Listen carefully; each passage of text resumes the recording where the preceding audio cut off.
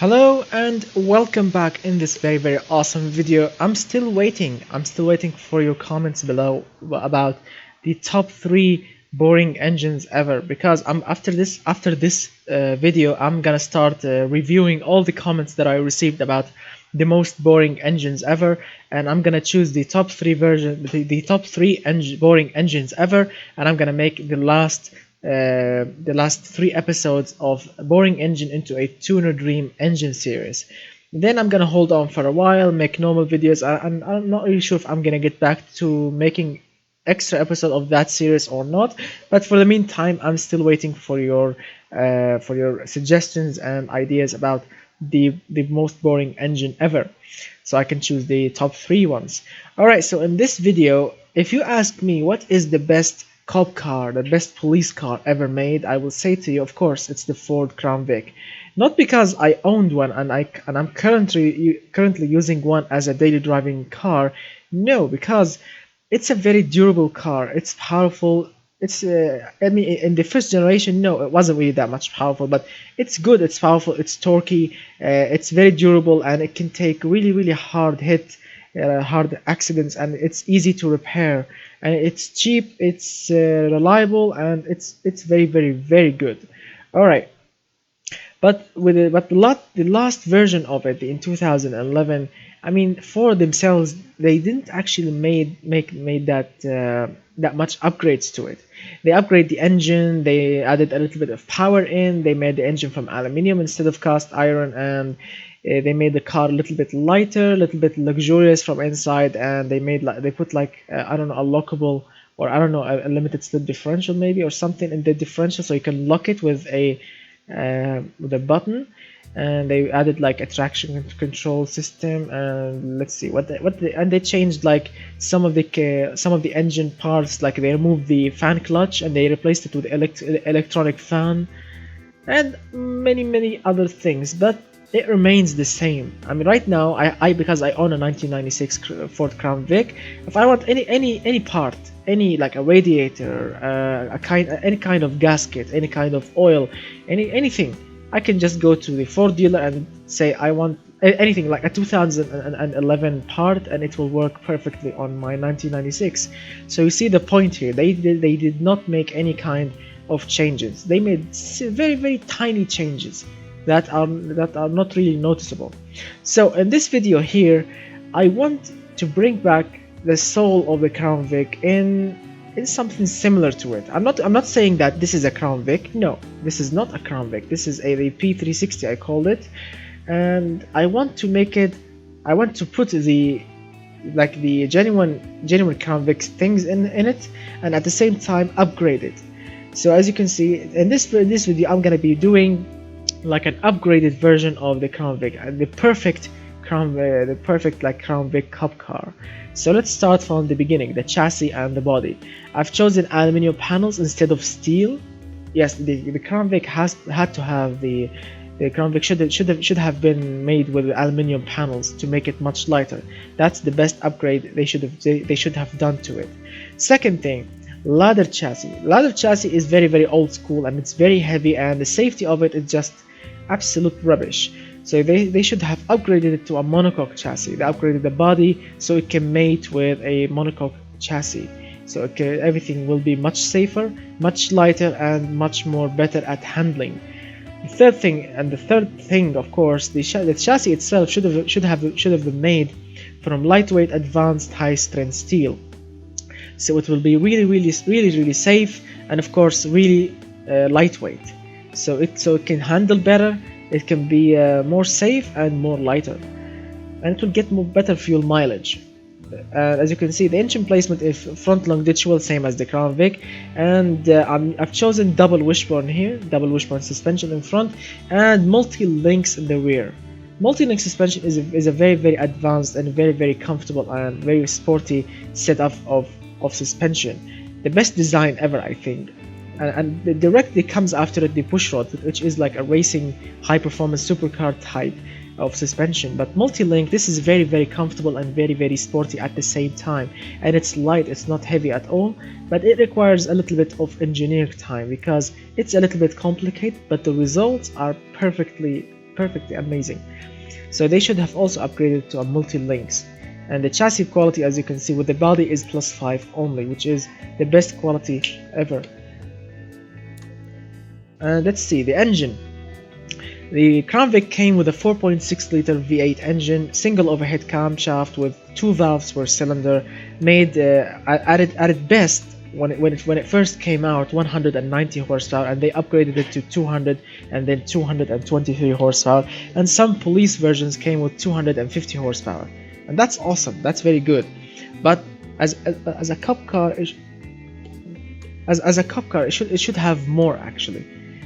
Because as a cop car you need more power, you need more torque, so you can catch the bad guys very quickly. So what I made here, I kept the 4.6 liter, the same bore and stroke as the factory one. As you can see, 90 degrees, 8-cylinder engine, aluminium block like the latest version of it, the same bore and stroke. But I've chosen dual overhead camshaft because there was actually a modular V8 4.6 liter version with dual overhead camshaft and 4 valves per cylinder. I think in the Lincoln MKS or something, I don't know, in a Lincoln car, I remember that. And that engine was really powerful. It wasn't slow at all. So upgrading the heads and the valves from 2 valves per cylinder to a dual overhead camshaft with 4 valves per cylinder. I mean, this engine was available in the Ford factory. They could just bolt it into the car and job done. You will get more power, more torque, more fuel efficiency, much better. And aluminium heads, no VVL of course, cast iron crankshaft, cast connecting rods, and hyper cast piston. They should have chosen also hyper cast pistons so they can make the engine to produce less emissions. That's also better. A low friction cast, I tried low friction cast here so I can make the engine more economical, but they couldn't take that much of a torque because, as I'm going to show you later, I'm using turbochargers, not naturally aspirated. The compression remains the same as the factory one, 8.5 to 1. What's up with Domino's Pizza? They keep sending me emails.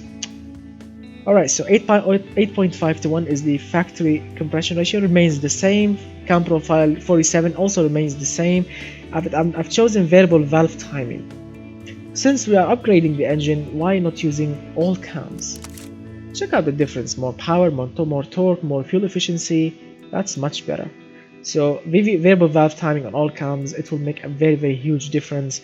Zero quality here. I mean, also, why not using turbochargers? Because we are in 2018 and everything so far is being turbocharged. So why not use turbochargers?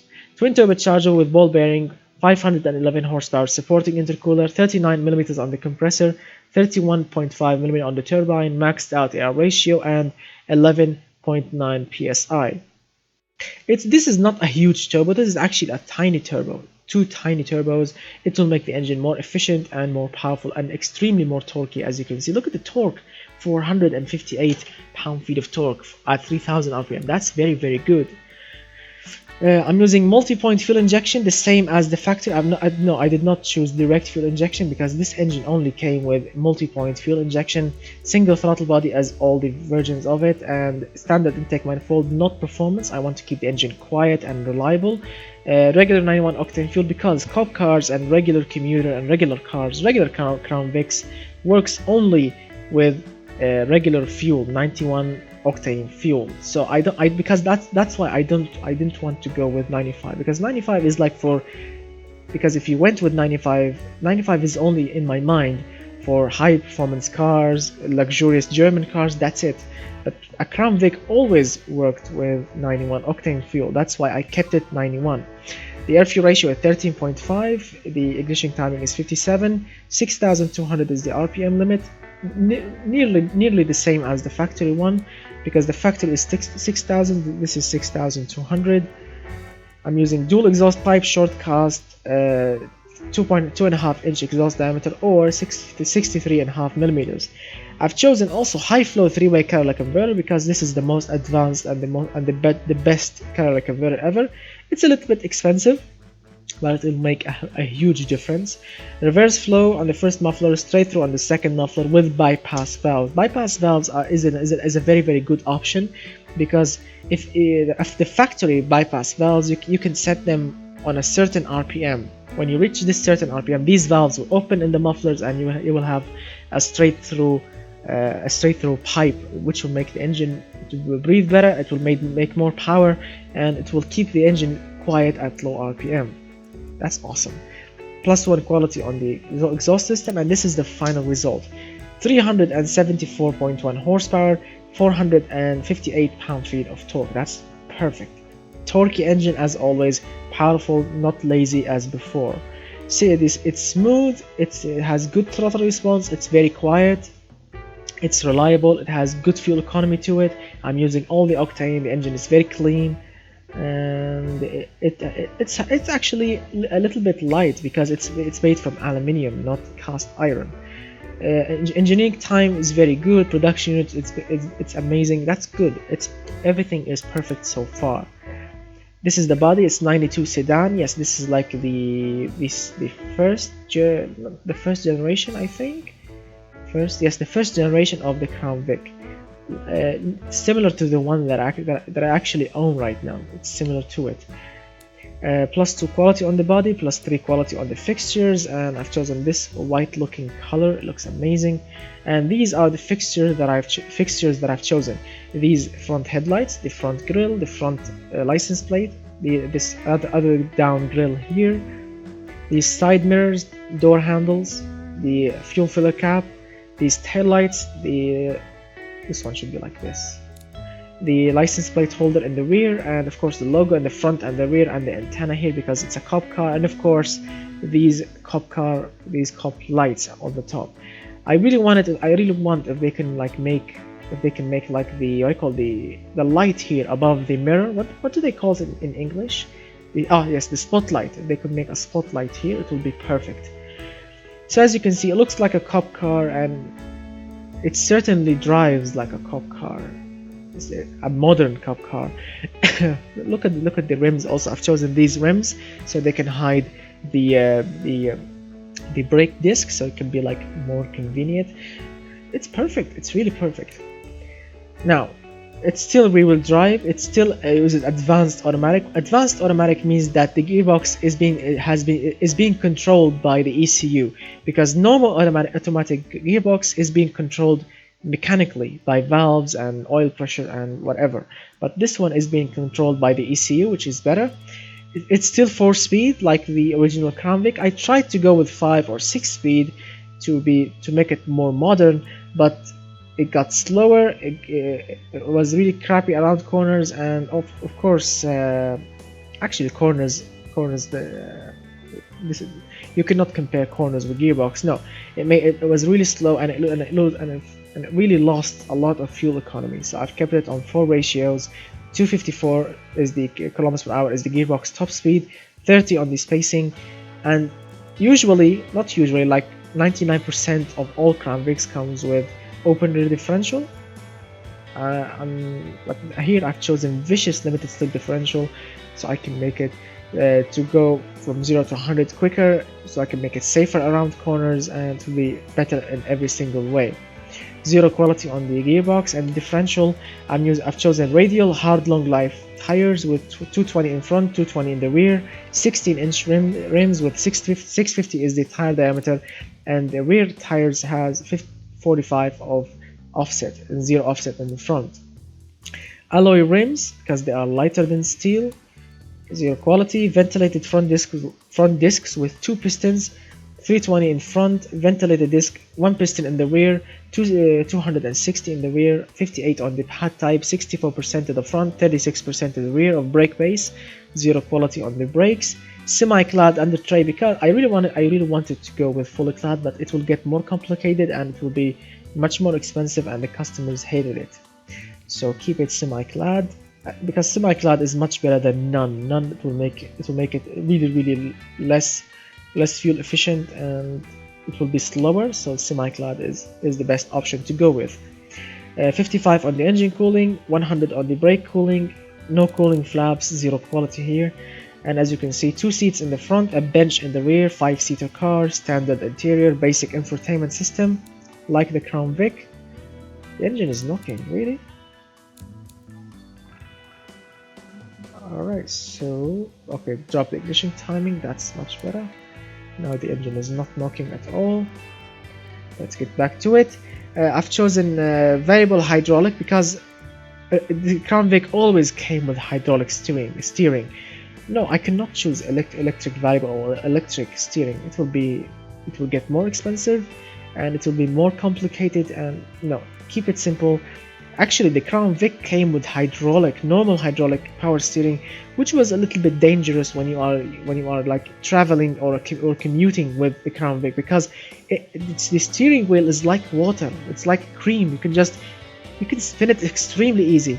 But variable hydraulic will make it more firm, more heavy to steer when you are going quick, and that's more safe. I like the variable hydraulic. It's more safe at high speed, and it's very smooth and easy to steer at low speeds, unlike normal hydraulic. I've chosen electronic stability control because no need for launch control. Come on, really, launch control in a cop car? That's just hideous. Basic 10s safety, that's good. The customers love that. No need to go higher. This is the suspension that I've chosen. Standard springs, gas monotube dampers, passive sway bars, and this very much custom suspension setup. Minus 0.1 degrees of camber in front, minus 1.6 degrees of camber in the rear. Spring stiffness are 3.0 in the front, 2.60 in the rear. 2.40 of damper stiffness in the front, 220 in the rear. Sway bar stiffness 4400 in front, 4200 in the rear. Ride height is 234.1 millimeters, as you can see. And this is the final result here. The car weighs only 1572.5 kilograms. That's very light. The weight distribution is actually very good. 55% to the front, 45% to the rear. No, you cannot tow anything. This is not a towing vehicle. Load capacity is 611 kilograms. No brake fading at all. 0 to 100 in 5.2 seconds. That's quick. Quarter mile in 13.62. That's quick also. That's not bad at all. Roll angle is perfect. It's perfect. As you can see, it can do 21.1 miles per gallon. That's good. Emissions are low. The car is safe. It has a good prestige point to it. It's comfortable. It's sporty, and it's drivable. Very drivable. It's practical. It has good utility points. It can go a little bit off-road if you want. It's reliable. It has good environmental resistant point. It's perfect. And it will cost you a 10% profit to the company, $23,855. $23,855 for a twin turbocharged 4.6 liter V8 engine, 373 horsepower, 450 pound-feet of torque. That's very good. And it's modern. It has all the modern technology, very modern suspension. It's safe. It has a limited slip differential. It has lightweight chassis made from light advanced high strength steel. It's perfect. Now let's go to the test track. As you can see, I already made a run around the automation test track with 2 minutes 24.24. Let's try again and see what kind of time if this will change or not, and what kind of speed it will hit here. Alright, let's go.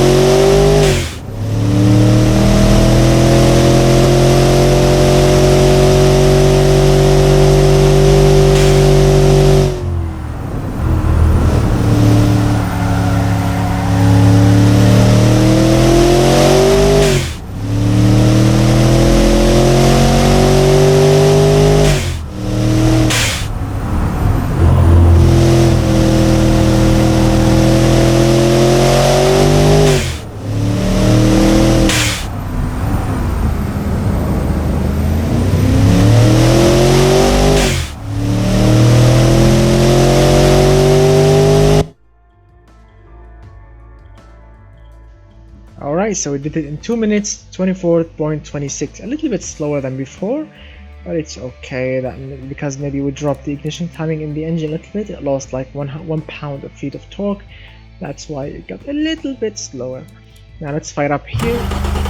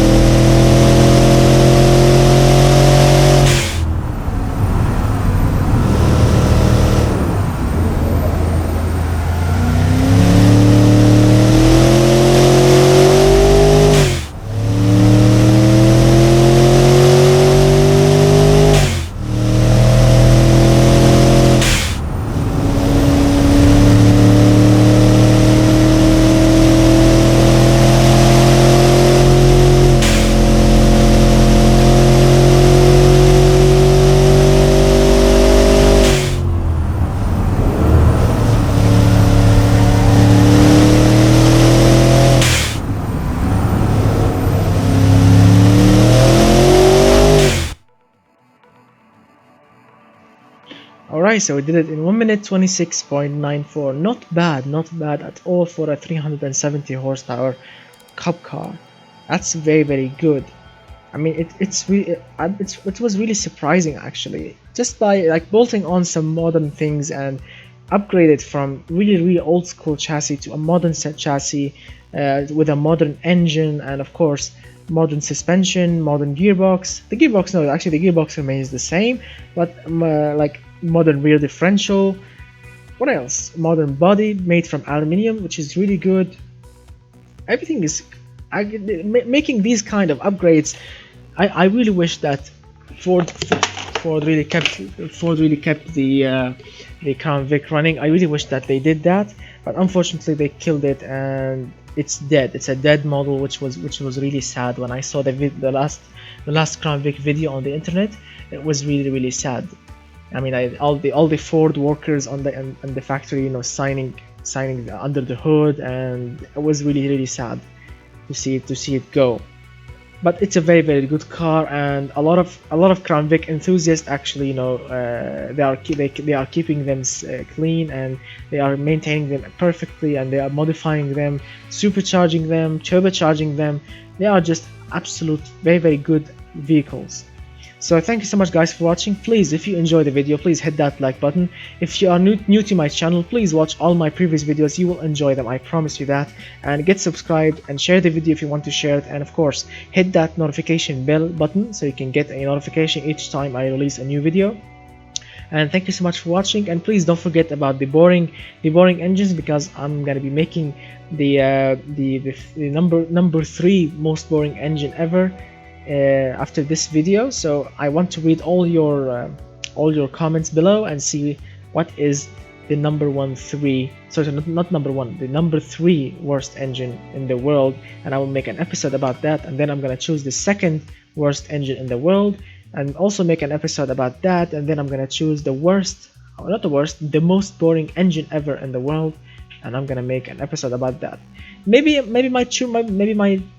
my choice is good or bad. It's okay, it's up to you to decide. I'm more than happy to read all your comments in the comment section below, and keep requesting videos and cars. You can request them here on the comment section below, or you can go to my Patreon page and request them over there, so I don't forget any of your requests. So thank you so much for watching. I'm gonna see you very soon with more cool requests and more cool cars and engines, and goodbye for now, my friends.